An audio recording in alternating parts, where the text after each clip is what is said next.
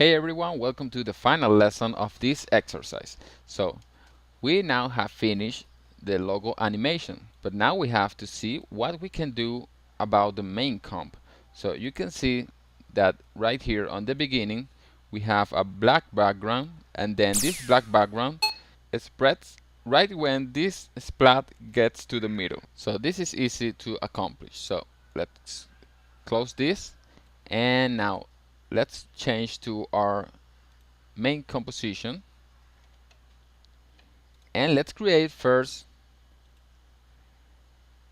a new solid, and this solid will be a dark gray. Let's not make it completely black, let's create a dark gray solid.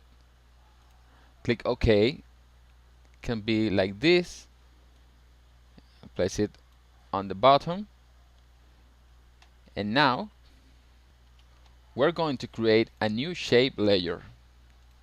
Now on this shape layer I'm going to create an ellipse tool, and I'm going to make it white, the fill, and with no stroke. Now create a shape here, a circle shape. Don't worry about the size right now. Place it below the logo layer, and now when the logo appears, when the splat gets to this point, to the middle point, let's zoom in. Right when the splat gets here, that should be, let's open this logo, should be here, right here, right on this part. Let's create a marker. Right in this part I'm going to change the scaling. Drag this layer to this point with the opening bracket. Now open the scale settings, create a keyframe, and now 10 frames later create a new keyframe. So in this final keyframe the size should be really big so that it covers everything and leaves everything white. So I'm going to change the fill, not to completely white. I'm going to make it a little bit gray, just a little bit, not too much, like that.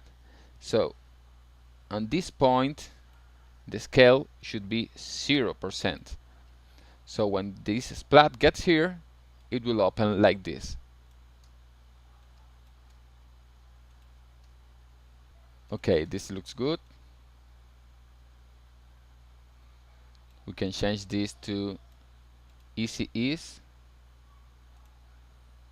Okay. Now I'm going to create a duplicate of this shape layer. Create a duplicate, and I'm going to make it a little bit smaller. Just a little bit. Go to the end keyframe, select the scale, and make it just a little bit smaller.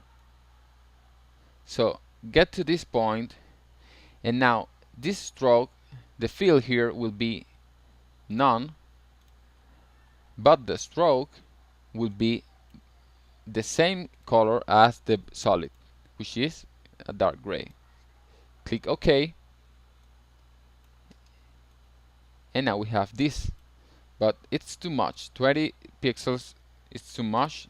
I think 10 pixels should be more than enough. Now when we hit play, we have this animation.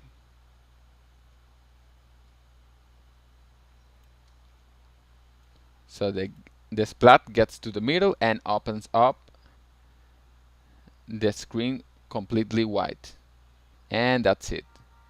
So we're ready with this effect. Now it's time to add the sound effects for this. So I have two files here, and you can listen to them. Let's open them. Okay, this is like a laser beam effect or something. It's a nice sweep sound. So this will work for the first part, right when this splat is getting here. So let's grab our sound file, which is this one, notification alert 43, and let's drop it here on this point, and let's see how it looks like that. Okay, this looks nice. It sounds exactly when this splat is coming here, so it gives a nice fast effect. Okay, so when we get to this point, when the logo appears, I want another sound, which is this one.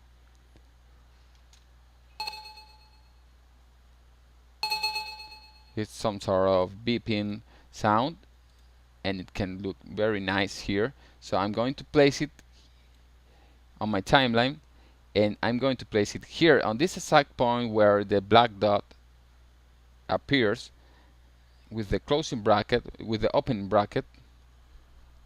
I'm going to make it appear, and let's see how this whole thing sounds.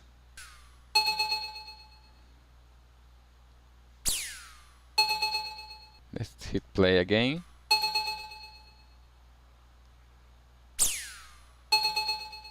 Okay, that's really cool.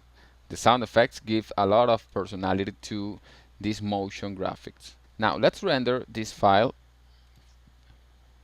First, remember to save your file, and now let's go to Composition, Add to Render Queue, and let's change the output module. Let's change this to QuickTime, remove the Include Project link, and Format Options. I have the same option as the other exercises, H264, and the quality to 60. It's good for us right now. Make sure the audio output is on. Click OK, and then change your output to, and click on render, and let's see how this looks. Okay, let's see how it looks. Let's hit play. Cool, right?